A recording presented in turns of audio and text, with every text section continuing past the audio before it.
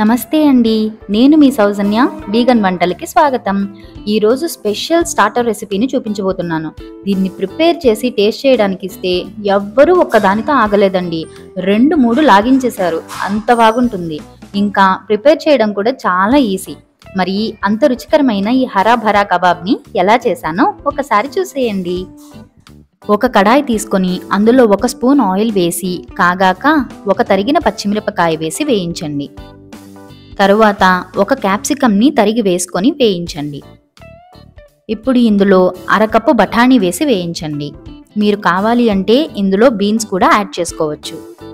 ఈ రెసిపీని వీగన్ ఈటర్స్కి ఒక స్పెషల్ డిలైట్ అంతే.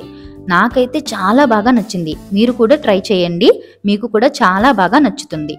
ఇప్పుడు ఒక మిక్సీ జార్ తీసుకొని అందులో పాలకూర వేసి కచ్చాబచ్చాగా మిక్సీ పట్టుకోండి. తర్వాత వేయించిన కూరగాయలు కూడా వేసి కచ్చాబచ్చాగా మిక్సీ పట్టుకోండి. ఇప్పుడు ఒక బౌల్లో 2 బంగాళదుంపల్ని ఉడికించి గ్రేట్ చేసి వేసుకోండి. తర్వాత మిక్సీ పట్టిన కూరగాయలని వేసి 1/2 కప్పు పన్నీర్, కొద్దిగా కొత్తిమీర, 1 స్పూన్ కార్న్ఫ్లోర్, 2 స్పూన్ల బ్రెడ్ క్రమ్స్, 1/2 టీ స్పూన్ కారం, 1/2 టీ స్పూన్ జీలకర్ర పొడి, 1/2 టీ స్పూన్ ధనియాల పొడి, 1/2 టీ స్పూన్ గరం మసాలా పొడి, 1/2 టీ స్పూన్ ఆమ్చూర్ పౌడర్, ఇంకా రుచికి సరిపడా ఉప్పు వేసి కలుపుకోండి. ఇక్కడ నేను మీకు ఒక టిప్ చెప్తాను. మీకు కబాబ్ పైన క్రిస్పీగా లోపల సాఫ్ట్ అండ్ మషీగా కావాలి అంటే బంగాళదుంప ముద్ద, పాలకూర అండ్ వెజ్జీస్ పేస్ట్ ఈక్వల్ క్వాంటిటీస్లో తీసుకోండి.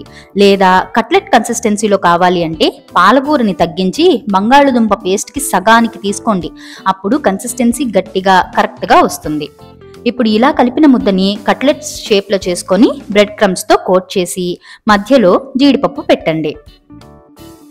ఇలాగే అన్నీ రెడీ చేసుకొని ఆయిల్లో వేసి డీప్ ఫ్రై చేసుకోండి. అంతేనండి, ఎంతో రుచికరమైన హరా భరా కబాబ్ రెడీ. ఇది సూపర్ స్టార్టర్ రెసిపీ అండ్ తప్పకుండా ట్రై చేయండి. ఒకవేళ ట్రై చేసి నచ్చితే కింద కామెంట్ సెక్షన్లో నాకు చెప్పండి. నాకు చాలా హ్యాపీగా ఇంకా ఇన్స్పిరేషన్గా ఉంటుంది. ఈ వీడియో కనుక మీకు నచ్చితే తప్పక లైక్ చేయండి, ఇంకా షేర్ చేయండి. అలాగే ఈ ఛానల్ని సబ్స్క్రైబ్ చేసుకొని నన్ను సపోర్ట్ చేయండి ప్లీజ్.